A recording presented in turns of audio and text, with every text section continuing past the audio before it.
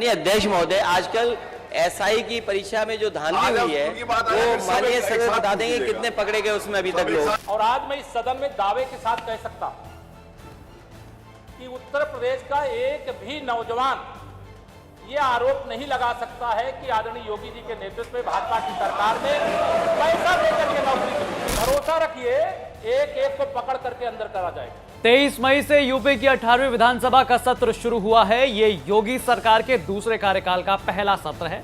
इसमें सरकार ने सत्र 2022-23 का बजट पेश किया, लेकिन सवाल इसमें बड़ा साधारण सा ये उठता है कि भर्तियों में हो रही नकल, धांधली, धरना केस और सबसे ताजा यूपीएसआई भर्ती 2021 को लेकर क्या चर्चा हुई। बड़े पैमाने से धांधली हुई है, सेकंड्स में पेपर सॉल्व किए गए हैं, 100 से ज्यादा लोग गिरफ्तार भी हुए हैं। क्या इसको लेकर कुछ हुआ, और अगर चर्चा हुई है तो आइए जानते हैं इस वीडियो में कि सरकार ने क्या जवाब दिया। नमस्ते, मेरा नाम है गौरव कुमार पांडे और आप देख रहे हैं यूपी तक। भैया, सदन में 25 मई को यह मुद्दा उठाया गया था। नेता प्रतिपक्ष होने के नाते अखिलेश यादव ने यह मुद्दा उठाते हुए कहा, अध्यक्ष महोदय, आजकल एसआई की परीक्षा में जो धांधली हुई है वो माननीय सदस्य बता देंगे कितने पकड़े गए उसमें अभी तक लोग। अब इस पर डिप्टी सीएम केशव प्रसाद मौर्य ने पहले तो अपनी कहानी सुनाई, सुनिए जरा। मैं उत्तर प्रदेश लोक सेवा आयोग सहित प्रदेश के जितने भी भर्ती आयोग थे उनकी मैं चर्चा कर रहा हूँ।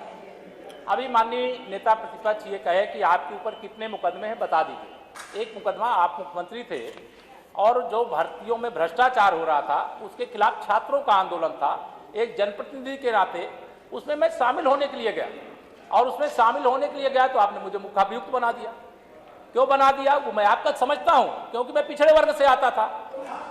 आपको बर्दाश्त ही नहीं था कि केशव प्रसाद क्यों वहां पर गया। माननीय अध्यक्ष महोदय, मैं केवल ये कहना चाहता हूं, आपने कहा कि रोजगार हमारी सरकार में, मैं भी गांव का रहने वाला हूं, यहां तमाम माननीय सदस्य जो बैठे हैं गांव के बैकग्राउंड वाले हैं।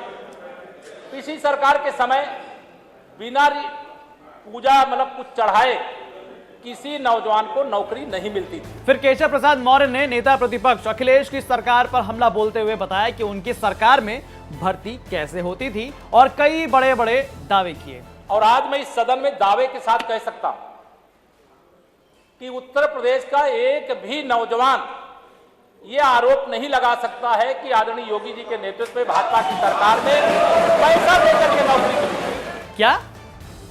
अगर ऐसा था तो आपकी ही पार्टी से सांसद वरुण गांधी ने पिछले दिनों सोशल मीडिया पर एक तस्वीर साझा की थी, जिसमें बकायदा धरना दे रहे युवा ही आरोप लगाते हुए दिख रहे हैं कि नौकरी ऑन सेल, यूपीएसआई 15 से 20 लाख रुपए, आरओ एआरओ 25 लाख रुपए, लेखपाल या वीडियो 10 से 15 लाख, यूपी पुलिस सिपाही 10 लाख। अरे नेताजी, ये उसी यूपीएसआई के अभ्यर्थी हैं जो धरना दे रहे हैं लखनऊ में लगभग 22 अप्रैल से लगातार। तो क्या ये दूसरे ग्रह से आए हैं या ये एलियन तो नहीं है? खैर, आगे बढ़ते हैं। अब कोई नकल कराने वाला गैंग, ये आपकी उपलब्धि है, मैं मानता हूं कि आपकी जब सरकार थी।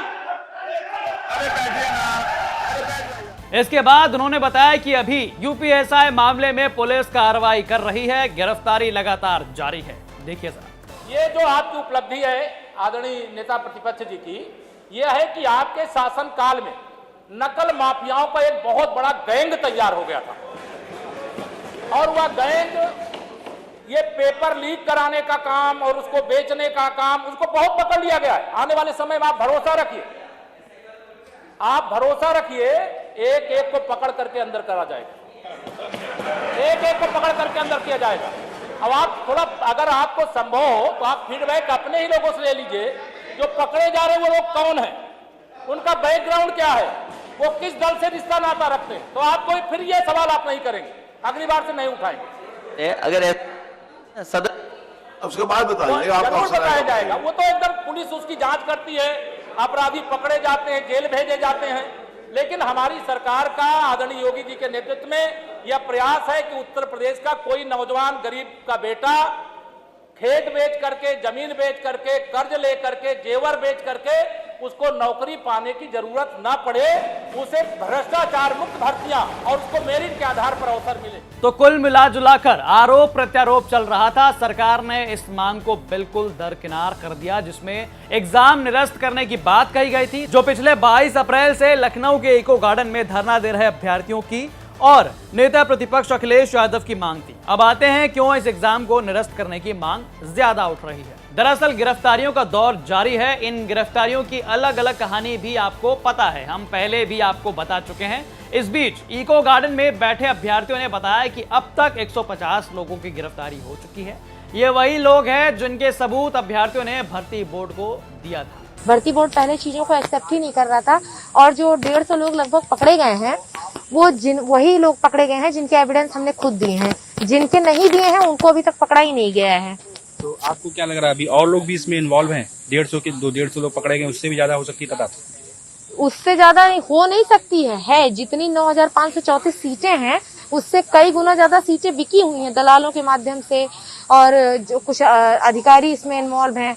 जाहिर सी बात है कुछ नेता नगरी के भी लोग इन्वॉल्व हैं। निरीक्षक भर्ती प्रक्रिया 2021 में बहुत बड़ी धांधली हुई है जिसमें भर्ती बोर्ड और NSEIT कंपनी जो लिखित परीक्षा कराई है दोनों इन्वॉल्व हैं इस मामले में और इन्होंने एक तरह से समझिए कि वर्दी बेचो अभियान चला रखा था जिसमें बहुत सारे सेंटर पकड़े गए और STF ने एग्जाम के परीक्षा के दौरान उन पे FIR भी दर्ज कराई। उसके बाद भी सवाल ये पैदा होता है कि अगर हम किसी सेंटर के ऊपर FIR दर्ज करा दिए तो उसके आगे फिर से उस जगह पे एग्जाम चल रहा है। तो यहाँ जो मुद्दे उठ रहे हैं भर्ती निरस्त करने के लिए वो ये हैं। सबसे पहले स्क्रीन शेयर करके धांधली करके पेपर करने वालों की गिरफ्तारी। दूसरा NSEIT वही प्राइवेट एजेंसी जिसने ये एग्जाम कंडक्ट किया था उसका रिकॉर्ड भी कुछ ठीक नहीं है। तीसरा जो अभ्यर्थी जिनका दावा है कि कट ऑफ से ज्यादा नंबर मिले हैं फिर भी उनका जो है आगे की प्रक्रिया के लिए नाम लिस्ट में है ही नहीं। लेकिन आपने देखा कि सरकार का क्या रुख है। बहरहाल अभी भी इस भर्ती को लेकर प्रदर्शन जारी है। आपका इस रिपोर्ट पर क्या कहना है हमें कमेंट करके जरूर बताएं। बाकी इससे संबंधित सभी जानकारी ताजा अपडेट्स के लिए पढ़िए यूपी तक की वेबसाइट जिसका लिंक जो है डिस्क्रिप्शन बॉक्स में दिया गया और तमाम अपडेट्स को देखने के लिए देखते रहिए यूपी तक। नमस्ते।